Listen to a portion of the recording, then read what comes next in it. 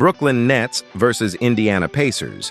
The Brooklyn Nets arrive in Indianapolis desperate to halt a 7-game slide, still searching for their first win of the 2025-26 campaign. At 0-7 and sitting 15th in the Eastern Conference, their struggles have become the story of a season that's teetering before it even begins. Across the floor, the Indiana Pacers aren't exactly thriving either. A 1-6 start has them near the bottom of the Central Division standings. Their lone win a faint spark amid early frustration. Tonight's clash at Gainbridge Fieldhouse isn't just another regular season matchup. It's an urgency game, a credibility test, and a chance for one side to reset before the hole gets any deeper. Indiana holds the upper hand in predictive models, heavily favored to control the night. But both teams know momentum in November can turn faster than reputation suggests. Statistically, the contrast between these two is subtle yet telling. Brooklyn averages 111.9 points per game, shooting 44.6% from the field and 32.4% from deep, while Indiana edges slightly higher at 112.9 points on 40.7% shooting and a 30.2% clip from beyond the arc. The Pacers are the better rebounding unit at 48.7 boards per game to Brooklyn's 39.7, a gap that reveals much about the Nets' defensive shortcomings and second-chance vulnerability. Both teams have shown similar playmaking activity. The Nets average 24 assists, the Pacers 23. But Indiana's added rebounding balance gives them a more stable structure. Brooklyn's offense runs primarily through Cam Thomas, who leads with 24.4 points per game, while shooting 40.8% from the floor and 35.8% from three. Michael Porter Jr. has contributed 20.8 points and 8.0 rebounds when healthy, but with him sidelined until mid-December, the Nets' spacing shrinks and their margin for error tightens. Nick Claxton adds 11.8 points and 8.7 boards with 0.7 blocks, anchoring the paint despite limited rim protection. Indiana, meanwhile, flows through Pascal Siakam. 26 points, 8.4 rebounds, and 5.3 assists per night. The all-around engine who dictates both tempo and tone. His ability to blend scoring efficiency, 44.5% FG, 30.2% from three, with consistent playmaking, gives Indiana a balanced identity even in losses. Defensively, both sides have been inconsistent. The Nets allow opponents to outwork them on the glass and outpace them in transition, as their 7.4 steals and 1.7 blocks per game show limited disruption. Indiana's defense has also been leaky, giving up big numbers but generating more steals, 6.3, and blocks, 4.4, with better rim activity. The Pacers' turnover margin is steadier, averaging 12.9 giveaways to Brooklyn's 15, and that discipline could prove decisive. Stylistically, this matchup is about offensive identity versus defensive resistance. Brooklyn's isolation-heavy scoring trying to outlast Indiana's structured inside-out ball movement. If Brooklyn can find rhythm beyond the arc and keep Claxton out of foul trouble, they have the offensive spark to make this one competitive. If not, Siakam and his supporting cast should dictate the night through control of the boards and tempo. Recent form reveals just how fragile both teams have been. Brooklyn's last 5 include losses to Minnesota, Philadelphia, Atlanta, Houston, and San Antonio, none decided by fewer than 7 points. Their offense has been serviceable, topping 110 points in 3 of those games, but their defense continues to crack under pressure. Indiana's past 5 tell a different but equally uneven story. Narrow losses to Milwaukee, 117-115, and Golden State, 114-109, suggest competitive fire, yet blowouts to Atlanta and Dallas expose the same inconsistency. The Pacers' lone bright spot is their offensive perseverance, scoring above 110 in 4 of their last 5, despite shaky shooting. Both squads enter with urgency, but Indiana's tighter late-game execution gives them a faint psychological edge. The head-to-head star battle is compelling. Cam Thomas versus Pascal Siakam, two scorers built differently, but tasked with carrying similar loads. Thomas thrives on shot creation and rhythm, averaging 24.4 points on 40.8% shooting while attacking from mid-range and beyond the arc. His 87.5% free throw mark underscores his ability to convert when pressured, but he's had limited playmaking help with just 2.9 assists per night. Siakam, on the other hand, is a model of all-around impact. His 26 points, 8.4 rebounds, and 5.3 assists showcase a player who can command multiple zones of the floor. He's shooting 44.5% overall and 60.3% on twos, illustrating a refined blend of post-work, transition drives, and finesse finishing. Where Thomas relies on volume and momentum, Siakam thrives on rhythm and flow, his game a controlled, methodical attack that lifts everyone around him. That difference in play style could be the separator. Thomas ignites fast stretches, Siakam sustains winning stretches. After analyzing both teams, my pick for this match is Pacers winner tactically. The chessboard tilts toward Indiana's structure. The Pacers can exploit Brooklyn's rebounding weakness through Siakam and Aaron Nesmith, 14.7 points, 4.9 rebounds, while pushing tempo with Ray J. Dennis and Obi Toppin, who each add athletic burst in the open floor. Brooklyn's counter depends on backcourt discipline. Terrence Mann's 1.3 steals and 3.9 rebounds per game make him their most balanced two-way piece. But their defensive switches and closeouts have lagged. The Nets' perimeter containment will be tested by Indiana's drive and kick system, and if their rotations break down early, the Pacers could pile on efficient possessions. Claxton's matchup at the rim against Indiana's interior group, including Isaiah Jackson and Jay Huff, could swing tone inside.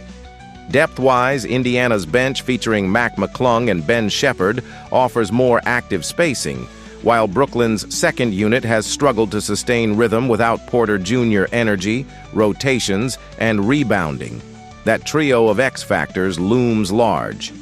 In the end, Indiana's combination of balance, home court rhythm, and veteran stability should prevail over Brooklyn's raw scoring dependence. Expect Siakam to control tempo, Mathurin, if cleared, to inject pace, and the Pacers' front court to dominate the rebounding battle. Thomas will score in volume, but without a consistent secondary scorer, the Nets' offense will taper under pressure. The Pacers' ability to turn defensive rebounds into transition looks should stretch this one open late. Prediction: Pacers 118, Nets 108. Indiana steadies the ship with organized ball movement and rebounding control, while Brooklyn's winless skid extends as their defense falters in crucial stretches. It's experience, balance, and composure, not flash, that decide the night in Indianapolis. Houston Rockets versus Memphis Grizzlies. The Houston Rockets storm into Memphis riding a 4-game winning streak, looking to extend their surge against a struggling Grizzlies squad still searching for rhythm.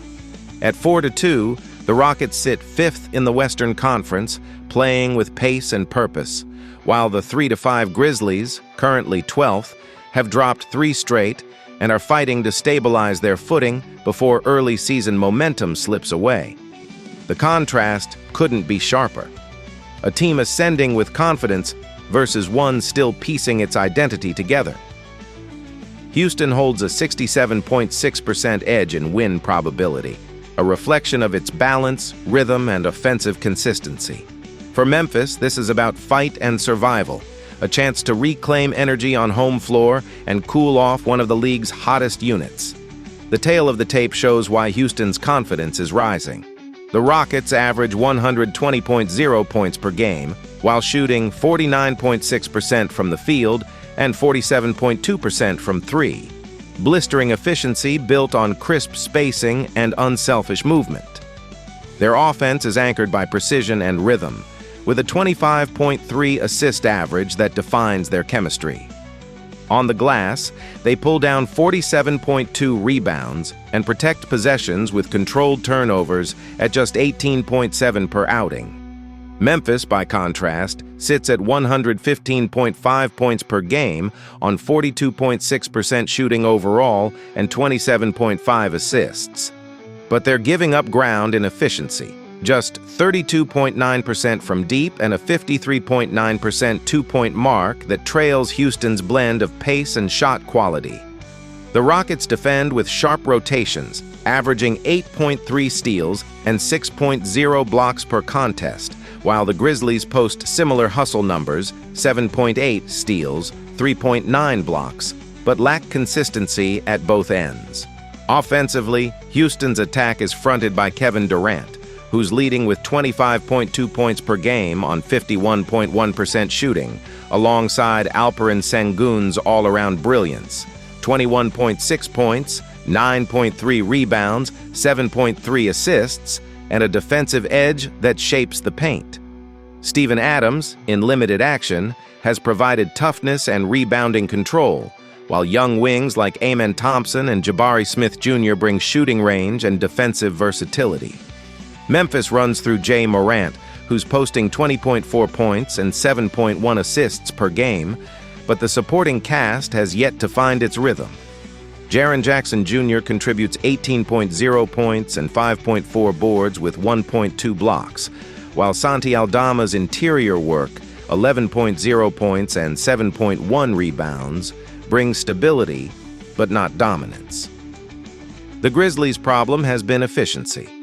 Morant's 39.3% from the field and Jackson's 53.5% two-point rate can't consistently stretch defenses that rotate quickly.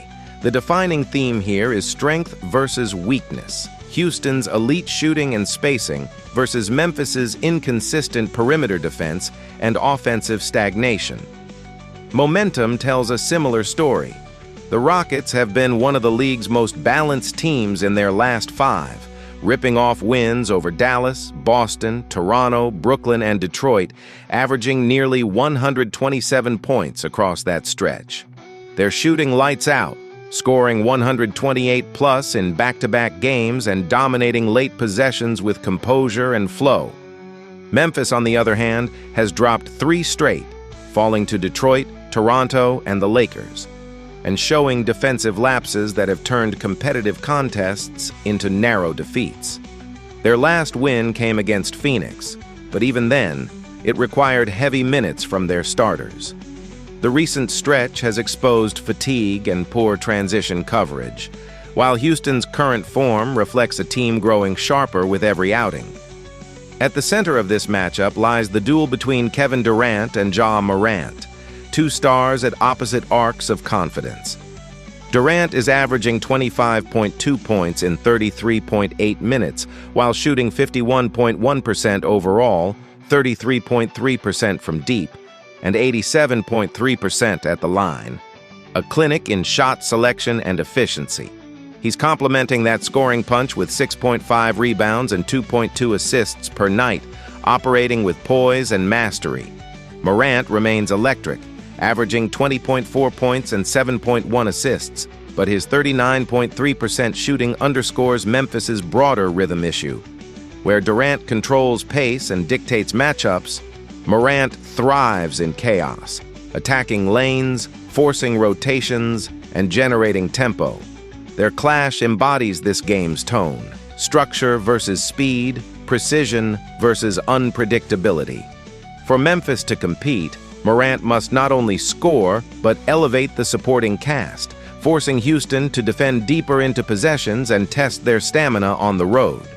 After analyzing both teams, my pick for this match is Rockets winner. Tactically, Houston's edge lies in execution. They lead in field goal efficiency, rebounding control, and ball movement. Sengun's passing from the post creates mismatches, while Durant's gravity opens clean looks for shooters like Reed Shepherd and Amen Thompson. The Rockets' defense, powered by Jabari Smith's versatility and Adams's rebounding, has stifled opponents late, evident in their +4 rebounding margin and 4-game win streak. Memphis counters with energy and transition play, but without consistent spacing, their half-court sets often stall. The Grizzlies' defense remains active but overextended, and with multiple rotation players, including Zach Edey, Ty Jerome, and Brandon Clark, sidelined, the bench depth has thinned considerably. Houston's secondary unit, featuring Jeff Green and Clint Capella, provides reliability and interior insurance. The X factors tonight: Houston's three-point rhythm versus Memphis's defensive rotations, and whether Morant can break open pace before the Rockets settle into structure. Prediction: the Rockets' balance, shot creation, and defensive control give them the upper hand. Memphis will compete with energy early, but Houston's precision and spacing should take over as the game tightens. Expect Sengun's interior facilitation and Durant's scoring efficiency to anchor a composed road performance. Final score: Rockets 122, Grizzlies 111. Houston's composure, ball movement, and rhythm carry them to a fifth straight win, while Memphis is left searching for answers in execution and efficiency. San Antonio Spurs versus Los Angeles Lakers, the energy inside Crypto.com. Arena will be charged as the surging Lakers, riding a 4-game win streak and holding a 6-2 record, host the 5-1 Spurs, a battle between two Western Conference heavyweights playing at near-elite levels early in the season. Los Angeles, sitting third in the conference, has found balance between pace and efficiency, while San Antonio, second in the West, continues to defy expectations behind the dominance of its towering young superstar. With both teams averaging over 118 points per game and separated by razor-thin margins in nearly every metric, this matchup feels less like an early November game and more like a potential playoff preview. The probability tilt slightly favors Los Angeles, but with the Spurs' size and rhythm, this game has the makings of a high-drama test of control, speed, and shot creation. San Antonio enters this clash averaging 118.2 points per contest, fueled by a dynamic inside-out rhythm that begins and ends with Victor Wembanyama. The Spurs' offense leans on efficiency and rebounding strength, shooting 49.8% from the field and pulling down 47.8 boards per night. Their ball movement has been crisp at 24.2 assists per game, while defensive intensity has produced 9.2 steals and an imposing 6.7 blocks per outing. However, turnovers remain a concern at 14.8 per contest, and that slippage could be costly against the Lakers' transition game. Wembanyama headlines with 26.7 points, 13.7 rebounds, and 4.7 blocks, while shooting 52.7% from the floor. Rookie guard Stephon Castle has emerged as a stabilizing backcourt force with 20 points, 5.3 assists, and 1.8 steals per game, providing San Antonio with both spacing and defensive grit. Devin Vassell adds 14.7 points on the wing, but the Spurs' edge rests on interior dominance and rim protection, led by Wembanyama's length and timing. The Lakers counter with an offense that has been both explosive and methodical, averaging 119.8 points, while holding opponents to similar efficiency through strategic rotations. They're shooting 52.9% overall, slightly more accurate than San Antonio, and match them nearly evenly from deep at 33.1%. Their 27.3 assists per game reflect disciplined ball movement, anchored by Austin Reeves, who's averaging 31.1 points, 9.3 assists, and 5.1 rebounds, elite-level numbers for a guard controlling the tempo. Luka Doncic's arrival has elevated the Lakers' ceiling even further. In his 4 games, he's averaging a staggering 41.3 points, 11.5 rebounds, and 8.3 assists on 54.5% shooting. DeAndre Ayton has found consistency underneath, posting 16.9 points and 8.1 rebounds per night while shooting 65.1% from the field. Their structure blends size, skill, and spacing, with Reeves orchestrating pick and rolls and Doncic creating mismatches through isolation and transition acceleration. San Antonio's defense thrives on rim control and rebounding, ranking among the league's best in blocks behind Wembanyama and Cornet. Their length allows aggressive paint coverage, but often exposes the perimeter, a risk against the Lakers' drive and kick rhythm. Los Angeles counters with switch-heavy defense anchored by Marcus Smart's pressure and Ayton's rim presence. Averaging 9.0 steals and 3.5 blocks, they excel at forcing tough shots late in possessions. Their key test, containing Wembanyama inside without overcommitting to Castle's perimeter attacks. Recent form favors both sides, but in different ways. San Antonio, winners of 5 of 6, found rhythm through balanced scoring and disciplined defense with Wembanyama's mid-range touch and Castle's improved playmaking leading the surge. Their lone loss to Philadelphia exposed turnover and transition flaws the Lakers can target. Los Angeles, meanwhile, rides a 4-game win streak, topping 120 points in 3 straight behind sharper rotations and strong bench support from Nick Smith Jr. and Jake LaRavia. The duel between Wembanyama and Reeves headlines the matchup. Wembanyama anchors San Antonio with 52.7% shooting, 79.2% at the line, and elite inside efficiency, blending scoring, rebounding, and rim protection. Reeves counters with 48.9% shooting, 34.9% from deep, and 90.3% at the line, steering Los Angeles offense alongside Doncic. It's a clash of styles. Wembanyama's length and dominance versus Reeves's control and creativity, with the game likely hinging on who dictates defensive pressure first. After analyzing both teams, my pick for this match is Lakers winner. Tactically, this matchup revolves around tempo control. If San Antonio slows the game and leans on its rebounding and second-chance scoring, it can dictate rhythm and force Los Angeles into half-court execution. The Lakers, however, hold the advantage in transition and efficiency. Their 52.9% field goal rate, combined with their perimeter discipline, suggests they can outpace the Spurs if turnovers mount. Expect Smart to be deployed aggressively on Castle, while Ayton's ability to hold Wembanyama without early fouls will be decisive. San Antonio's X-factor lies with Vassell. If he can stretch the floor at volume, it opens lanes for Castle's penetration and keeps Reeves from freelancing defensively. For the Lakers, it's Doncic's minutes. His scoring bursts can tilt the energy instantly, especially if San Antonio's rotations lag in defensive recovery. Bench units could also define momentum. Los Angeles holds an edge there through veteran stability and spacing efficiency. Prediction: both teams arrive with momentum and matchup edges, but Los Angeles' offensive precision, assisted balance, and late-game control give them the upper hand at home. The Spurs' defensive length will create moments, but the Lakers' creators, Reeves and Doncic, are operating at too high a level to let the game slip away. Expect Wembanyama to post another dominant stat line, but Los Angeles' pace and shot selection will wear San Antonio down in the second half. Final score: Lakers 122, Spurs 114. A statement win for Los Angeles, extending their streak to 5 and reinforcing their early season identity as one of the West's most complete, composed teams.